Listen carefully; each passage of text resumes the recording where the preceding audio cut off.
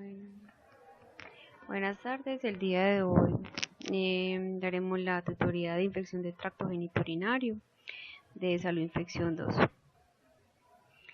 Bueno, vamos a comenzar con el sistema reproductor femenino. El tracto genitourinario ha tenido unas adaptaciones evolutivas que le han permitido superar obstáculos que suponen una reproducción exitosa y una protección contra la invasión microbiana. El tracto reproductor femenino se divide en superior y en tracto inferior. El tracto superior, comprendido por las trompas de falopio, el útero y el endocervix, está cubierto por una capa de células epiteliales estrechamente unidas.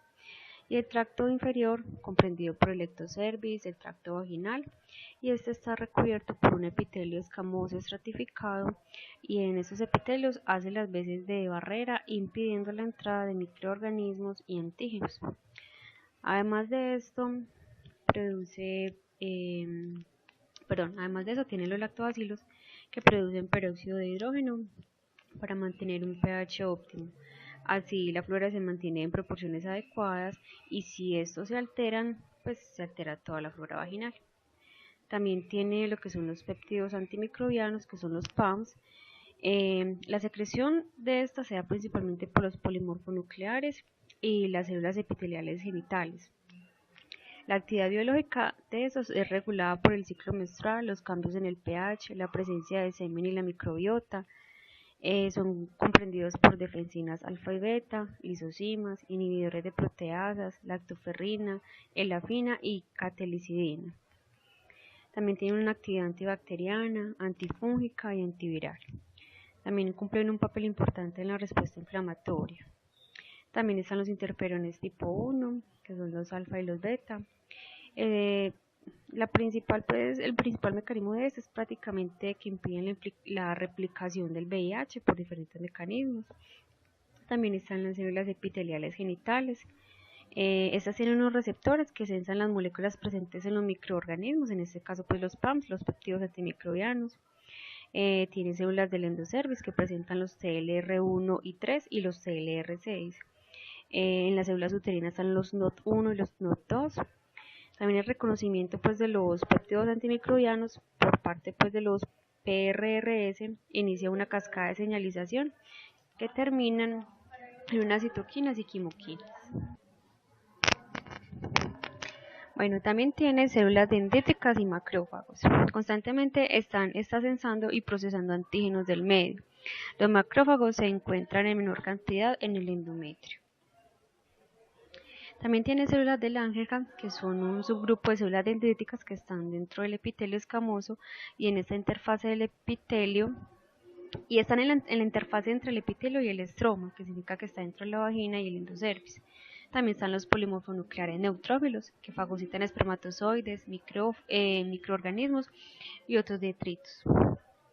Las abundantes cantidades de interleuquina 8 producidas por las células epiteliales genitales inducen su quimiotaxis. Se encuentra en mayor cantidad en las trompas de falopio. También hay una filtración importante de polimorfonucleares en el endometrio antes de la menstruación y después del coito. Las células NK desempeñan diversas funciones inmunitarias, representan entre el 10 al 30% de los leucocitos en una mujer no embarazada, incrementan hasta el 70% de los leucocitos del endometrio durante la fase secretora del ciclo. También hay unos agregados linfoides que están ubicados en la capa basal. La composición de estos son el núcleo de linfocitos B más una capa de linfocitos TCD8 más una capa externa de macrófagos. En menor cantidad durante la fase proliferativa y en mayor cantidad durante la fase secretora. También hay una respuesta humoral que es predominantemente mediada por la inmunoglobulina G, tanto proveniente de la circulación sistémica como producida por las células plasmáticas residentes en el tracto. También participan las hormonas, que se les atribuye un papel regulador con respecto a las células inmunes y los cambios cíclicos de la inmunidad. En este caso, por ejemplo, la progesterona, que favorece la respuesta a los TH2. Un ejemplo de esto serían los anticonceptivos basados en progesterona, que inducen una menor producción de anticuerpos, menor citotoxicidad mediada por anticuerpos, menor producción de interferón beta y una menor actividad de linfocitos TCD8. También están los estrógenos, y esto depende más que todo de la concentración. Por ejemplo, si los estrógenos están a bajas concentraciones, inducen una producción de TNA-alfa, una interleuquina 6, la interleuquina 1 alfa. Estos inhiben el perfil de los TH2 y aumentan la migración de los sitios de inflamación. Bueno, ya con respecto al sistema reproductor masculino, la uretra representa el mayor sitio donde se pueden desarrollar las ITS. Al igual que en el tracto femenino, los cambios del epitelio en los hombres a lo largo del tracto representan una barrera importante. También hay una secreción de péptidos antimicrobianos de interferón tipo 1 también.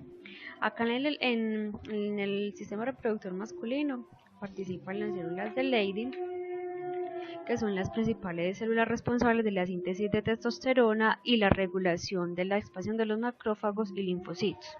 También están las células de Littré, que producen un líquido que sirve como lubricante y neutralizante en los residuos de orina en la uretra. También hay células dendríticas y macrófagos. Las células dendríticas se encuentran en menor cantidad que los macrófagos. Las células dendríticas ayudan a la regulación inmune en los testículos. Los macrófagos producen una baja producción de citoquinas proinflamatorias y tienen propiedades inmunomoduladoras. También están los linfocitos T. Los linfocitos TCD8 están predominantemente en la uretra. Sin embargo, la mayoría están representadas por los CD45RO, que son los de memoria, y el semen, que tienen componentes que modulan la respuesta en el tracto femenino. Tiene TGF-beta, prostaglandina E, que induce la tolerancia por el cambio de la interleuquina 12 a interleuquina 10 en la CD. Esto es importante para la supervivencia de los espermatozoides, pero aumenta el riesgo de las ITS. También en contenido de inmunoglobulinas de mayor a menor concentración se encuentra la hemoglobulina G, la inmunoglobulina A y la inmunoglobulina M. También participan las hormonas, en este caso la testosterona, que es inmunorreguladora, ya que disminuye la expresión de los TLR4, los TLR4 en los macrófagos testiculares. Bueno, ya entrando pues como en uno de los microorganismos que participan en la infección del tracto urinario, tenemos el virus del papiloma. Es un virus desnudo, es un virus que tiene una cápside icosaédrica, tiene una región temprana y tardía, tiene unas proteínas y unos oncogenes. Se han descrito más de 100 genotipos de virus de papiloma que puede infectar al ser humano. Sin embargo, aproximadamente 40 corresponden al epitelio anogenital, cuya transmisión es solamente vía sexual. Están las proteínas L1 y L2, que son los componentes de los 72 capsómeros. La vacuna del virus del papiloma se desarrolló pues con base en la proteína L1. Las regiones del DNA, además de las regiones temprana y tardía que están presentes en el DNA, también existe una región larga de control. Ya en este caso, ¿cómo sería la relación entre la infección del virus del papiloma y el ciclo de vida?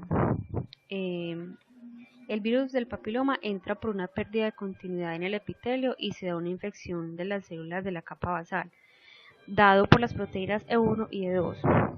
Se da la proliferación celular inadecuada y mantenimiento del genoma en forma episomal en los núcleos celulares, dado por las proteínas E1, E2, E5, E6 y E7.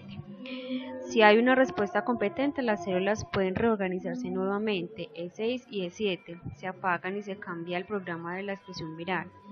En condiciones normales, las células con las partículas virales maduran, son descamadas y hay un aclaramiento que puede tardarse hasta 2 años. Es muy importante tener en cuenta que no hay viremia en la infección del virus del papiloma humano. Ya con respecto pues a la clínica, se ven unas verrugas genitales o puede dar cáncer. En este caso las verrugas genitales son unas lesiones exofíticas. Los principales causantes de ellas son el virus del papiloma el tipo 6 y el 11. producto de la infección productiva que se elimina en los 18 meses siguientes. También hay que tener ojo con las verrugas genitales en los niños porque puede ser un indicativo de abuso sexual. Ya con respecto al cáncer, los principales causantes son el virus del papiloma 16 y el 18. Las infecciones asintomáticas pueden persistir y desarrollar lesiones intraepiteliales de alto grado en el cervix, que puede progresar a una neoplasia. La lesión oncológica se desarrolla en la unión entre el epitelio estratificado escamoso y el epitelio cilíndrico. Es importante recordar que para el desarrollo del cáncer se requiere de infecciones persistentes. Es un proceso que puede llevar muchos años. El uso de anticonceptivos orales y el tabaquismo se han relacionado con una mayor incidencia de cáncer. Ojo también con el cáncer de la cavidad oral y las conductas sexuales. Con respecto a los factores de riesgo, se han encontrado varios y de gran importancia, por ejemplo, lo que es la edad, la conducta sexual, el inicio temprano y el número de parejas. Por ejemplo, la edad, en los menores de 25 años, la infección es dependiente de la conducta sexual, hasta hay un 40% que ya están infectadas. Y en los mayores de 50 años se cree que aumenta la tasa de infección por el virus a causa de cambios hormonales que influyen en la respuesta inmune. También la conducta sexual es muy importante, ya que las prácticas orales y anogenitales también incrementan el riesgo de esta infección. En hombres que tienen sexo con hombres incrementa hasta 4 veces el riesgo de infección por el virus. El no uso de preservativo favorece la infección, incluso el inicio temprano de relaciones sexuales y las múltiples parejas son aspectos que aumentan la posibilidad de la infección. Ya con respecto a la prevención, se habla mucho de las medidas higiénicas y la conducta, el tamizaje y la vacuna. Con respecto pues a las medidas higiénicas, aunque lo ideal sería limitar el número de compañeros y aumentar la edad de inicio de las relaciones sexuales, la idea es educar a los pacientes con respecto a la importancia del uso de preservativo en sus encuentros sexuales, ya que no se puede limitar la vida sexual. Se recomienda la circuncisión en los hombres. El tamizaje se debe realizar en mujeres entre los 30 a los 35 años de edad. Ya con respecto a la vacuna, existe la Cevaris y la Gardasil. La Cevaris protege contra los serotipos 6, 16 y 18, y la Gardasil protege contra los serotipos 6, 11, 16 y 18, y esta es la que tenemos disponible acá en Colombia. Se debe tener en cuenta que lo ideal es aplicar la vacuna cuando aún no se han iniciado las relaciones sexuales, ya que la efectividad disminuye en mujeres sexualmente activas por la probable exposición previa al virus del papiloma. Bueno, ya con respecto a la clamidia, hablemos un poquito de epidemiología. Es la ITS bacteriana más prevalente. De hecho, en algunos países es la infección de transmisión sexual más frecuente. 130 millones de casos nuevos anuales en personas entre los 15 y los 49 años, según la OMS. Es asintomática entre el 70 y el 90% de las mujeres y el 30 al 50% en hombres. Es decir, casi la mitad de las personas infectadas no van a tener síntomas. Causa entre el 40 y el 60% de la urotitis no gonocóxica y es la causa del 70 al 90% de las infecciones endocervicales en mujeres asintomáticas y es muy frecuente. También no solo se relaciona con la parte ginecológica, sino también con la ginecobstetricia, porque ya que causa hasta el 60% de los abortos espontáneos. Ya que en nuestro país tenemos entre un 4 a un 5% de la incidencia, ya que en los lugares donde más se ha estudiado, que son en Bogotá y Medellín, coinciden en estas cifras, incluso en las cifras del aborto que causan entre el 60 y el 80% de los abortos. También coinciden en que se han documentado factores de riesgos, por ejemplo como la edad entre 20 a 25 años, que es mayor en mujeres que en hombres, y el inicio temprano de la actividad sexual. También hablan por otra parte de la parte inmunológica, que la clamidia favorece la infección con otros agentes como el virus del papiloma y otras de transmisión sexual, ya que es diferente la capacidad del organismo para combatir las infecciones tanto en su inmunidad humoral como celular en comparación cuando hay una o varias infecciones, pues la persona se vuelve más susceptible. Ya con respecto pues como a las características de la clamidia, se trata pues de la principal ITS de origen bacteriano, es también la principal ITS no diagnosticada, es una bacteria Es una bacteria sin peptidoglicano, tiene una pared, pues tiene una membrana, perdón, tiene una membrana interna trilaminar, tiene un cuerpo elemental, que es la partícula infectante, es extracelular, es resistente, inactivo, pues inactivo metabólicamente y es más pequeño, tiene un cuerpo reticular, que es la forma replicativa, no infecciosa, intracelular y es más grande. Tiene la proteína mayor de membrana o las MOP, que es el principal factor de virulencia y se encuentra en el cuerpo elemental. Es altamente inmunógena, actúa como adhesina y purina e impide la unión del endosoma con el lisosoma. También tiene las OMP2 que mantiene la integridad de la envoltura externa, similar al peptidoglicano. Tiene la OMP3 que participa en la adhesión. Tiene la proteína INCA que se encarga del transporte de los lípidos en el hospedero e inhibe la apoptosis. Tiene las HSP60 y 70 que son proteínas del choque térmico. Tiene factor con actividad proteasa que inhibe la expresión del complejo mayor de compatibilidad 1 y 2. Tiene las SS que es el sistema de secreción tipo 3 que es un tipo de jeringuilla. Y tiene una citotoxina que induce cambios morfológicos en el citoesqueleto en la célula epitelial. Bueno, ya con respecto pues como al ciclo, en sí el cuerpo elemental ingresa a la célula y se convierte en un cuerpo reticular.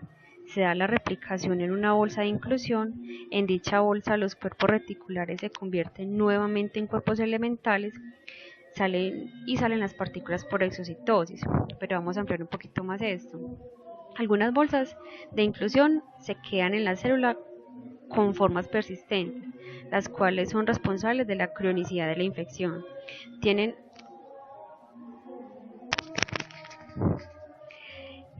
un ciclo de vida único, tiene dos fases características, dos formas diferentes.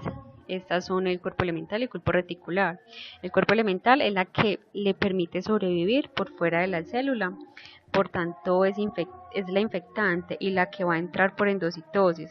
Cuando entra a la célula se activa el cambio a cuerpo reticular, que es el metabólicamente activo.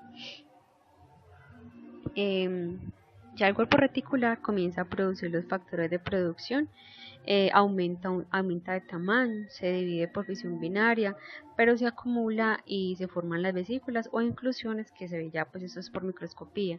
Luego los cuerpos reticulares se unen a la membrana y eso hace que se diferencien nuevamente en cuerpos elementales.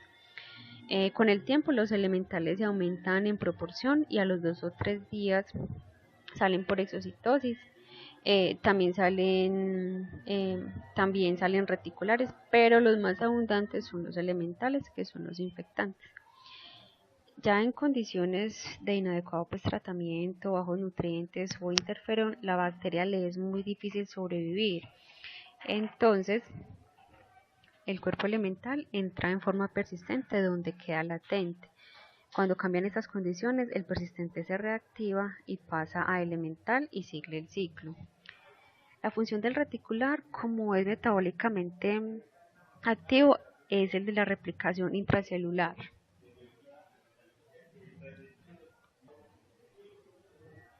Y aumentar el número de las partículas para así sobrevivir. Los serobares tienen un tropismo por el tejido y hay relación entre el serobar y la infección. Por ejemplo, el serobar de la A a la C se relacionan con el tracoma y los LGV 1, 2 y 3 con el linfogranuloma venéreo. Los otros dos serobares, que son el D y el CAM, tienen una distribución mundial. Recuerden pues que la mayoría de los casos pues son asintomáticos. Ya con respecto a los factores de riesgo, se encuentran varios que son la edad, el inicio temprano, el número de parejas, otras infecciones de transmisión sexual, los anticonceptivos y el tabaquismo. Ser menor de 25 años se ha considerado el factor de riesgo más relevante en el caso de las mujeres. Con frecuencia se suelen encontrar otras ITS de concomitantes, por ejemplo la gonorrea, en conjunto con la infección con la clamidia. Idealmente se incluye por eso tratamiento que cuando se trata la clamidia que incluya otras ITS. Igual que el caso del virus del papiloma, el inicio temprano de las relaciones sexuales y las múltiples parejas son aspectos que aumentan la posibilidad de infección. El uso de los anticonceptivos y el tabaquismo se ha visto relacionado con una mayor probabilidad de infección por alteración en la inmunidad. Ya con respecto pues como a la clínica, depende, como ya habíamos mencionado anteriormente, del serovar, del hospedero, la enfermedad y la complicación. Por ejemplo, el serovar A, B, BA y C, los hospederos son las mujeres, los hombres son los niños. La enfermedad va a ser el tracoma, la complicación va a ser la ceguera. El sitio pues de ubicación es Asia, África y América, pues de distribución a nivel pues acá. Y ya por ejemplo el serovar LGV 1, 2 y 3, el hospedero es la mujer y el hombre. La enfermedad será el linfogranuloma venéreo, la complicación será una estenosis rectal, una obstrucción linfática, el sitio de distribución mundial. Ya por ejemplo el serovar DK, por ejemplo el hospedero será la mujer, la enfermedad será cervicitis, uretritis, complicación sería salpingitis, endometritis, infertilidad, también el sitio es mundial. Este mismo serovar de K, cuando el hospedero es un hombre, puede causar uretritis, una complicación por ejemplo la epididimitis, también la distribución es mundial. Ya este mismo serovar de K en neonatos en lactantes puede causar conjuntivitis, neumonía, colonización del tracto gastrointestinal o el tracto respiratorio, puede causar prematuridad y patologías neurológicas o pulmonares. También su distribución es mundial. Aunque la infección es asintomática, que es lo más frecuente, representa entre el 70 al 90% en las mujeres, entre el 30 y el 50% en hombres esta infección asintomática. Como es tan común que sea asintomática, por lo general los pacientes consultan cuando ya hay una complicación que se deriva de la infección. Por eso es muy importante que en el examen físico se revisen todos los síntomas que puedan guiar hacia un cuadro causado por la clamidia. En las mujeres debe realizarse un tracto vaginal con el fin de descartar que haya una enfermedad inflamatoria pélvica. Si la hay, habrá dolor al movimiento del cervix o dolor en los anexos. Ya con respecto pues como a la clínica también se debe diferenciar de la uretritis gonocócica de la uretritis no gonocócica. Como su nombre lo dice, la uretritis gonocócica pues por la Neisseria gonorrea. Y la uretritis no gonocócica en este caso sería por la clamidia. Por ejemplo, entre la clínica se podría diferenciar la disuria. En la uretritis no gonocócica sería una disuria leve, en la gonocócica sería una secreción purulenta, en la no gonocócica sería una secreción mucoide. El periodo de incubación en la gonocócica sería corto, mientras que el periodo de incubación en la uretritis no gonocócica sería largo. Pero ¿por qué es importante hacer esta diferenciación? Porque es importante tener en cuenta que aunque hayan diferencias entre estos dos tipos de uretritis, la infección por ambos patógenos, bien sea por la gonorrea o por la clamidia, se pueden solapar. Por lo tanto, sea tratamiento antibiótico que cubra ambas bacterias.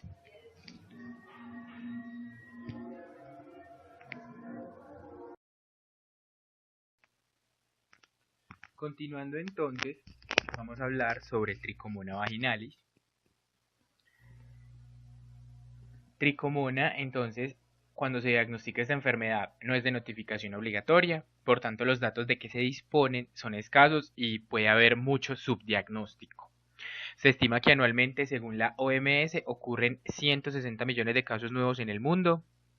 La mayor prevalencia de estas infecciones se ha demostrado en mujeres entre los 16 y los 35 años, en una edad donde son más activas sexualmente. Hay pocos datos disponibles en Colombia en cuanto a la frecuencia con la infección de este parásito. Los estudios que se han hecho demuestran que en la población general la frecuencia de infección varía entre 0.8 y 1.4 y en el caso de las trabajadoras sexuales puede llegar hasta un 11%. Trichomona vaginalis es un protozoo flagelado, tiene 4 flagelos en la parte anterior y 1 en la parte posterior.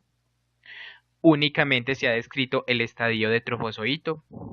Se reproduce mediante fisión binaria. Existen 3 especies de tricomonas que pueden infectar al ser humano, sin embargo, solo Trichomona vaginalis resulta patógena y afecta el tracto genitourinario. Tienen la capacidad de fagocitar bacterias, eritrocitos, células epiteliales y demás. Contienen o tienen adhesinas, mucinasas, cisteinproteasas, factor lítico, factor de desprendimiento celular y porinas. Estos factores de virulencia contribuyen a que se presente un fenómeno inflamatorio y una degradación proteolítica. La superóxido dimutasa le permite evadir el sistema inmune al protegerse de las sustancias que liberan las células del sistema inmunológico. Es la ITS no viral más común en el mundo. La fisiopatogénesis. ¿Qué pasa entonces? Se ha demostrado que este parásito entra directamente por contacto sexual y debe adherirse en un primer momento al epitelio. Apenas se adhiere, empieza a producir o a secretar gran cantidad de proteínas, proteasas, y el trofozoito tiene además unas proteínas de adherencia y otras glicoproteínas en la membrana que le permiten degradar el moco y le ayudan a empezar a generar ese daño, esa lesión del epitelio y a separar pues, células. Esto va a generar una descamación del epitelio y, como mencionamos anteriormente, tiene la forma de fagocitar células epiteliales, bacterias, eritrocitos y gran cantidad de células. Una vez fagocitadas todas esas células, lo que hace el parásito es una degradación proteolítica tanto de tejido conectivo como de las células que fagocitó. Todo esto causa el crecimiento del parásito, la proliferación de este y la degradación pues como de esa zona de daño, generando una abundante cantidad de células inmunes presentes en el tejido que se infectó, lo que conlleva finalmente a un aumento del flujo, a que haya leucorrea y a que haya un exudado purulento y característico de la infección por tricomona, como mencionaremos en unas diapositivas más adelante. Los factores de riesgo. La edad. Se considera que la mayor prevalencia se da en mujeres entre 16 y 36 años que tienen más actividad sexual. Las conductas sexuales. Se incrementa el riesgo en trabajadoras sexuales y en las parejas que no usan el condón.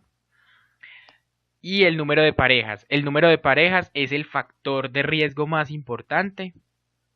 Las múltiples parejas sexuales son el principal factor de riesgo. Esta tricomoniasis tiene un periodo de incubación de 5 a 30 días. En la mayoría de las personas es una infección asintomática. Es más común que sea asintomática en los hombres porque es desde un 50 hasta un 90% aproximadamente, mientras que en las mujeres puede ser asintomática entre un 10 y un 50%. La clínica. Cuando hay sintomatología se presentan entonces en las mujeres una vulvovaginitis, se presenta una leucorrea maloliente, espumosa, amarillo verdosa y huele mal. El cérvix en fresa está dado por microhemorragias, como lo vemos ahí en la imagen. Durante el periodo menstrual la sintomatología es mucho más prominente y en la gestación se puede presentar un aborto espontáneo, tiene alta relación con prematuridad y además puede desarrollarse una endometritis posparto. También puede haber casos donde se han presentado infecciones congénitas a nivel neonatal. La presencia de este protozoo en el tejido se ha asociado con más susceptibilidad para la infección por VIH y la prevalencia de cáncer de cuello uterino. En los hombres se presenta cuando se presenta, que es pocas las ocasiones, como una uretritis o como una prostatitis. El diagnóstico de tricomonas vaginalis. El diagnóstico es un directo, tinción, pruebas moleculares y cultivos. Y para realizar todas estas pruebas diagnósticas, la muestra que se usa es de flujo vaginal y de secreción uretral en el caso en el que corresponda. Estos son como los datos más básicos sobre tricomonas vaginales. En cuanto a cándida, tenemos que cándida puede aislarse del tracto vaginal entre el 20 y el 30% de las mujeres sanas asintomáticas. Si el balance entre colonización y hospedero se altera, entonces se produce candidiasis vulvovaginal o una balanitis o una balanopostitis candidiásica. La candidiasis vulvovaginal y la balanitis o la balanopostitis candidiásica no son enfermedades de notificación obligatoria. Entonces, su incidencia se puede desconocer o se desconoce en la mayoría de los casos porque se diagnostican y tratan sin confirmar necesariamente por el laboratorio. Alrededor de del 75% de las mujeres tienen un episodio de candidiasis vulvovaginal durante su edad reproductiva y el 50% de las que lo tuvieron van a tener mínimo una recurrencia. En el caso de los hombres, el glande también puede estar colonizado asintomáticamente por cándida hasta en un 20% de los casos. Hay reportes que dicen que del 14 al 18% y las especies, hay que tener en cuenta que las especies que conforman el género de cándida son más de 100. Las más frecuentes que afectan clínicamente son Candida albicans, Candida paracilopsis, Candida glabrata, tropicalis y crucei. En portadores sanos es común la colonización por ciertas especies como Candida albicans en las mucosas del tracto gastrointestinal y genitourinario y a veces en la piel.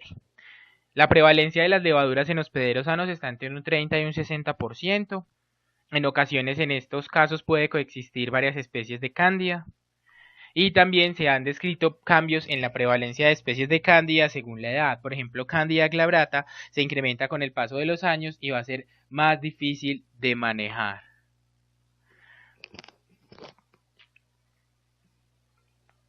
Cándida es un comensal en cavidad oral, tracto gastrointestinal y vagina. Es decir, hace parte de la flora normal y las bacterias de la microbiota van a competir por los nutrientes que hay en este medio y van a hacer como la regulación de ese crecimiento y esa proliferación de cándida. Sin embargo, en el caso en el que hay alguna alteración de la microbiota, del sistema inmune, este hongo va a tener la capacidad de volverse patógeno siendo oportunista. Es conocida como la gran oportunista. Tiene unas integrinas que pueden unirse a muchas células y muchos elementos como macrófagos, plaquetas, fibrina, colágeno, a la fracción C3b del complemento, a material sintético incluso. Tiene unas lectinas que están relacionadas con una glicoproteínas y un factor 6 relacionado con unión a queratinocitos. Hay unos factores de virulencia que son relevantes tanto para la candidiasis vulvovaginal como para la balanopostitis candidiásica, que son el polimorfismo. Entonces, ¿qué pasa con esto? Las pseudohifas y las hifas están involucradas en el proceso de adherencia y de invasión y a nivel estructural tienen mayor cantidad de integrinas, enlaces hidrofóbicos y MANAM. Ese MANAM es un factor hemolítico que facilita la disponibilidad de hierro. Además, estas pseudohifas e hifas a nivel estructural tienen mayor capacidad de adaptación y tigmotropismo. Este tigmotropismo se entiende como el movimiento orientado hacia los lugares de menor resistencia. Y en el caso de las blastoconidias, tenemos que están involucradas en la extravasación y la diseminación. Otro factor de virulencia importante es el biofilm, que está relacionado con persistencia y resistencia del hongo. Las enzimas hidrolíticas extracelulares, aspartilproteinasa y fosfolipasas, y glucoproteínas, que son codificadas por una secuencia de aglutininas y sirven en el proceso de adhesión. El cambio de fenotipo altera la virulencia del hongo, haciendo que sea más prevalente o no, que sea más fácil de manifestarse o no. La patogénesis. Entonces, ¿qué pasa? ¿Cómo se da todo este proceso de cándida en el organismo? Tenemos que la integridad de la piel y las mucosas es la barrera impermeable y altamente efectiva contra la penetración de cándida. Pero en los casos donde se altera la piel y las mucosas, ya sea por una quemadura, por una herida, por una ulceración, se va a permitir la invasión por esos organismos que son oportunistas. En las mucosas, los principales mecanismos de defensa para mantener la colonización e impedir esa invasión son la flora bacteriana protectora normal y la inmunidad mediada por células. Hay que tener en cuenta que Cándida tiene unos atributos siendo comensal, por ejemplo su respuesta al estrés, ya que puede coexistir e interactuar con las bacterias de la microbiota. La respuesta inmune a la candidiasis vulvovaginal y a la balanitis y balanopostitis candidiásica, entonces es una respuesta inmune innata mediada por células epiteliales, neutrófilos, una respuesta inmune mediada por células a partir de los linfocitos T que se encuentran en gran cantidad, migran al epitelio vaginal en respuesta a esos estímulos antigénicos y a esas quemoquinas. La respuesta inmune humoral a partir de las células B, las células plasmocíticas que son reclutadas al tejido vaginal después de ese estímulo antigénico, principalmente IgA y la IgG se han identificado en suero y en secreciones cérvico-vaginales de mujeres que han tenido candidiasis vulvovaginal recurrente. Las reacciones de hipersensibilidad a la candidiasis vulvovaginal. Hay mayor número de eosinófilos, niveles altos de IgE anticándida y mayores niveles de prostaglandina E2 en secreciones vaginales de mujeres con candidiasis vulvovaginal. Los factores de riesgo para cándida. Las conductas sexuales o las prácticas, entonces, las relaciones sexuales frecuentes, aquí también entran las prácticas orales, el uso del condón y el uso de espermicidas que pueden aumentar la infección. En cuanto a los ACOs o anticonceptivos orales combinados, por su aumento en las concentraciones de estrógeno, modulan la respuesta inmune y pueden favorecer pues la clínica por cándida. La higiene extrema, entonces, ¿a qué hacemos referencia en este caso? A los baños vaginales que barren la microbiota, que siempre está controlando esa proliferación de cándida, y el uso de protectores diarios que sirven como un cultivo, un medio de cultivo pues para el hongo. El tratamiento antibiótico, que es muy prolongado o que es de amplio espectro, puede barrer con la microbiota, también que limita esa proliferación de cándida. También se ha encontrado predisposición genética y se ha encontrado casos donde Candida albicans es resistente o es no sensible al fluconazol. Entonces, con relación a las prácticas sexuales o a las conductas sexuales, al uso de los anticonceptivos, a la higiene extrema, hay que tener en cuenta que no siempre se puede generalizar y no por este motivo, por ejemplo, se va a dejar de recomendar el uso del preservativo ni la higiene personal, solo que tampoco se debe llegar a los extremos pues, de la higiene personal porque puede ser pues, favorecedora de cándida. La clínica de una candidiasis vulvovaginal, entonces, cuando hablamos de que es complicada, es una infección que es severa, dada por especies de cándida diferentes a la albicans. Y también se considera cuando se da en una mujer en estado de gestación, que tiene diabetes o que son recurrentes, una candidiasis vulvovaginal recurrentes, más de 4 episodios por año. La candidiasis vulvovaginal no complicada se define como una infección esporádica o una infección leve que es dada por Candida albicans en una mujer inmunocompetente. El flujo, entonces, el flujo puede ser bastante heterogéneo, tiene un olor característico, no es un olor fétido, que con esto se diferencia de la tricomoniasis. Es un flujo que es blanquecino, cremoso, grumoso, es heterogéneo porque tiene partes líquidas y partes grumosas. Los síntomas pueden ser prurito, ardor, dispareunia y disuria. Y signos puede haber eritema y edema de los labios menores. Puede haber placas blanquecinas, cambios en el pH, lesiones papulares o pustulosas. Hay que tener presente que se consideran casos crónicos aquellos en los que no se presente flujo y solo haya eritema y ardor. Las lesiones y las placas que se presentan en la vagina y en los labios menores pueden incluso extenderse a los labios mayores, a la región perineal, inguinal, al pubis, a los pliegues e incluso a los glúteos. Y que unas lesiones características en las lactantes son las lesiones satélite.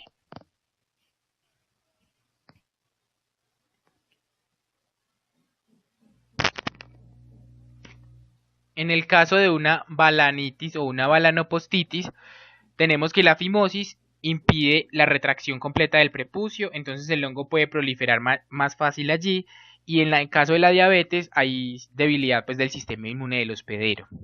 Hay unos patrones, hay un patrón eritemato-edematoso que es difuso, es transitorio, hay escozor postcoito y hay rápida resolución de este. Hay un patrón papulopustuloso que es relacionado con diminutas erosiones redondeadas en el dorso del pene y en el surco balanoprepucial, como vemos en la imagen. Y hay un patrón que es pseudomembranoso, que es formaciones blanquecinas similares a las de candidiasis vulvovaginal. Hay unos síntomas comunes como el prurito y unos signos que son el eritema, las vesículas, las pústulas y las placas blanquecinas según el patrón. Eso era como lo que teníamos en parte para compartirles de una forma muy breve sobre el tracto geniturinario y los patógenos más prevalentes pues en dicho sitio. Esperamos que sea de mucha utilidad para ustedes. Muchas gracias.